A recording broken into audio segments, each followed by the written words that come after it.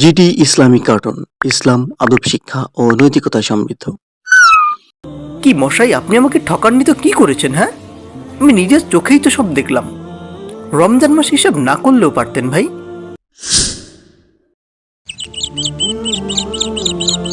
আসসালামু আলাইকুম ভাই। ওয়ালাইকুম আসসালাম ভাই, আসুন আসুন, কেমন আছেন? কি লাগবে বলুন ভাই। আলহামদুলিল্লাহ ভালোই আছি। তা আপেলের কেজি কত করে ভাই? 200 টাকা ভাই। আর কলা? খুবই কম দাম, মাত্র 150 টাকা। আর কমলা কত করে? 250 টাকা ভাই। কয় কেজি দেবো বলুন? আপেলের কেজি কত ভাই? 100 টাকা আপা।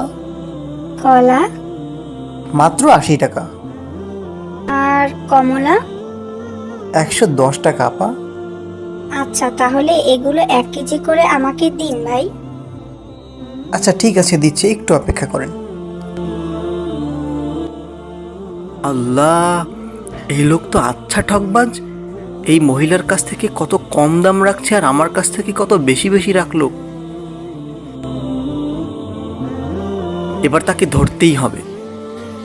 রমজান মাসে প্রতারণা করছে। ভাই, আমার উপর খারাপ ধারণা করবেন না, আমাকে অসৎ ও ধোঁকাবাজ মনে করবেন না। আল্লাহর কসম, আমি আপনার সাথে প্রতারণা করতে চাইনি। কি মশাই, আপনি আমাকে ঠকাননি তো কি করেছেন? হ্যাঁ, আমি নিজের চোখেই তো সব দেখলাম। রমজান মাস হিসাব না করলেও পারতেন ভাই।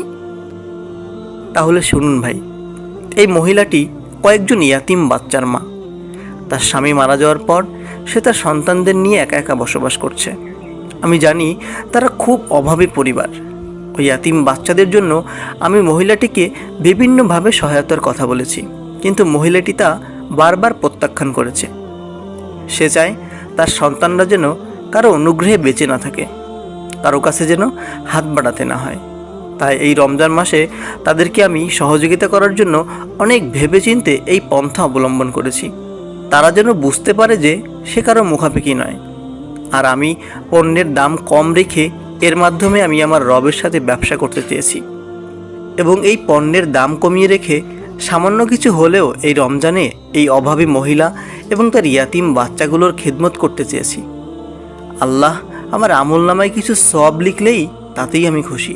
তাছাড়া সপ্তাহে সে মাত্র একবার আসে, আল্লাহর কসম। আর যেদিন সে আমার নিকট থেকে ফল ক্রয় করে নিয়ে যায়, সেদিন আমার প্রচুর ব্যবসা হয়। সেদিন আমি তুলনামূলকভাবে অনেক লাভবান হই। কিভাবে যে আমার কাছে রিজিক আসে আমি তা বুঝতেই পারি না।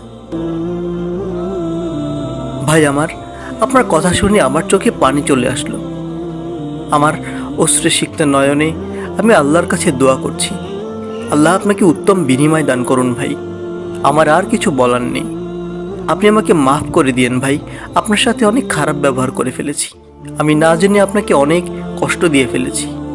আরে না না ভাই, আপনার জায়গায় আমি থাকলে আমিও রাগ করতাম।